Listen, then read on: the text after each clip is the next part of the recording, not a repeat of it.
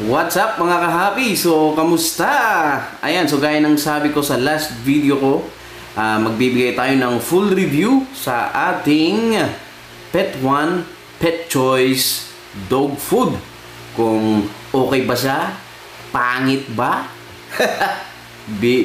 Nire-recommend ko ba o hindi? Let's go!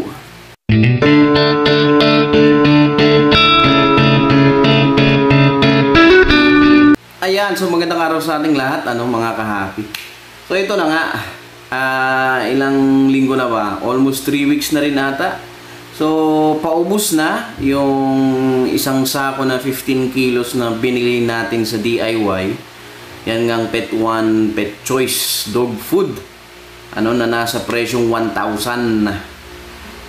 Although ngayon lang kasi naka-promo lang ang DIY kasi ang original price niyan is 1,200 plus 15 kilograms. So kung dun sa first video ko dito sa Pet One, hindi ko maiwasang ikumpara dun sa ginagamit ko, which is top breed. Nakita nyo naman yan. Kung hindi nyo pa napanood, check nyo lang yung last video ko. So ngayon, bibigay ako ng full review kasi naubos ko na yung isang sako eh. I-share ko lang naman sa inyo kung ano yung experience ko. So this is not to hindi to sponsored or so. So wala akong diyan. Kaya minsan sa pagkukumpara hindi natin maiwasang makapagsabi ng hindi maganda sa mga nasubukan na nating dog food brand. Kaya hindi naman tayo naninira. Kumbaga nagbibigay lang tayo ng honest review. Okay? So kung gustong malaman yung mga ingredients niya, panoorin niyo na lang yung unang part. So bali ito. So ang review ko dito sa dog food na to is okay naman siya. For those dog food na ganun ang price range, mga nasa ganyan, 75-80 pesos per kilo. Masasabi ko okay naman ang Pet One Pet Choice na dog food. Ang una nga kasi nga affordable. Ayan, pasok sa budget. Pangalawa, pagdating sa dumi, dun sa mga tae nila, napansin ko sa Pet One mas matigas kumpara sa top breed. Kapag ka top breed ang pinapakain ko. Sa top breed, kung maalala niyo, ang lagi kong sinasabi, pagkatapos nilang kumain ng top breed, hindi ko muna sila pinapainom. Hinihintay ko ng mga 2 hours, 3 hours bago sila painumin. Pero dito sa Pet Choice, yan, ipapakita ko rin yung mga clips dyan para makita ninyo Dito sa Pet Choice, siya, kahit na pagkatapos nilang kumain, iinom sila ng tubig. Kumbaga yung dumi nila hindi ganon kabasa. Hindi sila LBM. Kasi yung sa top breed, yun ang problema ko sa top breed. Pagka pinainom mo ka agad, para silang may LBM. Hindi kagaya nito kahit paano matigas. Although kung ikaw naman yung naglilinis ka, lalo na kapag marami kang aso, o minsan mas maganda yung LBM yung parang tubig. Kasi madaling linisan. Buhusan mo lang ng tubig o kaya iano mo ng hose, linis na agad. Pero maganda rin naman pag matigas o konting lang, walis lang. So yun ang isa. Pangatlo, sa amoy din, parang hindi nga masyadong mabaho yung amoy ng mga dumi nila. Yan ang nila, pangatlo. So parang mabaho pa rin, syempre tayo pa rin yan eh. Pero kung ikukumpara ko nga syempre sa pinanggalingan natin, which is top breed, siya, parang mas less yung baho. Yun ang isa sa mga na-observe ko. Yan. Sa katawan naman nila, yan, makikita rin nyo naman, parang feeling ko naman walang pagbabago.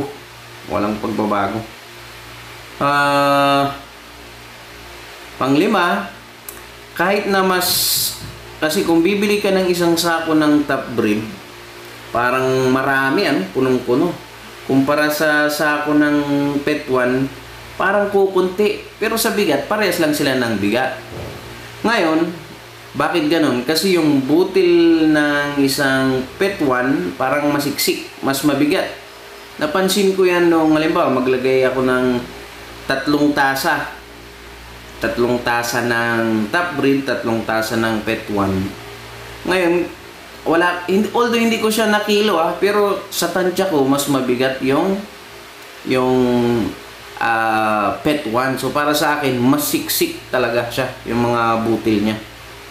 At pangalawa, ba't ko nasabing masiksik? Hindi ko naman tinimbang.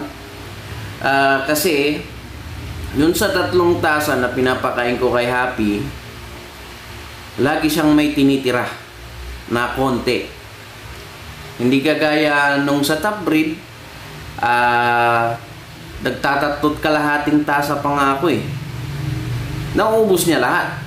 Pero dito, sa araw-araw na pinapakain ko siya nitong PET 1, sa 3 tasa, nasubukan ko yan 1 week straight. Lagi siyang nag-iwan ng parang kalahati. Parang kinakain lang niya is 2.5 cup dun sa PET 1. So doon ko nalaman na doon ko rin, yun din ang isang pruweba ko para pwede kong masabi na mas siksik yung mga butil niya. At the same time, pag magbubukas ka tsaka kahit yung amoy mismo ng dog food, sa PET 1, hindi siya ganun kaamoy. Hindi ganun kasama yung amoy kumpara dun sa isa. So, yun ang honest review ko dyan. Although, kahit na mas mahal siya ng konti, siya, parang halos same lang din naman. Yun naman, kung pagdating sa allergy, ganyan, wala naman ako na-experience. Parang okay naman sa mga aso ko. 4 yung mga aso ko, wala naman silang problema. Yun. Ano pa? Kaya okay din. Basta sa akin, okay din ang top breed, pero sa akin, okay din tong PET 1. Kaya nga bumili ulit ako ng bago. Isa pang sako. At ito pa, ang maganda. Kung gusto nyo lang i-try, hindi ko naman kung subukan nyo lang, kung maganda sa aso ninyo, ito pa, kung halimbawa, subukan nyo yan, Pet Choice, bili kayo sa DIY, merong promo ngayon, merong paraffle ang DIY ngayon, na pagbibili ka doon ng worth 1,000 pataas, so parang ganyan, yan ang binili mo, yung Pet Choice na dog food, automatic meron ka ng raffle entry para sa 25th anniversary nila, na ang jackpot ay isang Toyota Vilos. Wow!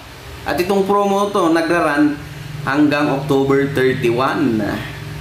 Kaya sa mga gustong sumubok dyan, try nyo, punta kayo sa DIY, bili kayo. Malay nyo, dahil lang pinanood nyo to, tapos bumili kayo doon. Kayo pa pala ang masurting mananalo ng Toyota Vilos. Mahal din yun mga ka-happy. Nasa nasa 1.2 million pesos. Grabe Tsaka maraming mga syempre, mga second prize, third prize. Meron pa atang NMAX dyan. Mga motor. Tapos may mga gift cards na mga vouchers. So yan, try nyo lang. Diba? Kung ayaw nyo, kung ayaw ng dogs ninyo, at least meron na kayong raffle entry. Tapos pag nanalo kayo, huwag nyo akong kalimutan. At least na-try nyo lang, di ba? So yan, so para sa akin all good. Kasi kanya-kanyang hiyang yan, tsaka kanya-kanyang trip yan. Para sa akin, ang top breed, okay din naman. Ang ayoko lang talaga, yung sa tae, yun lang inaano ko. Ito sa Pet Choice, okay din naman. Para sa akin, medyo mas siya. Para mas lamang lang ng konti dahil lang dun sa amoy, tsaka sa tae lang. Pero kung sa effect sa katawan, halos same lang, malulusog pa rin. So yun. So sana meron kayong idea ngayon, at kung gusto niyo i-try, baka manalo pa kayo ng sasakyan. Punta na kayo sa DIY. At hanggang dito na lamang. Kung bago pa lang kayo sa aking channel, do not forget to like, share, comment, subscribe. At see you sa susunod natin mga videos.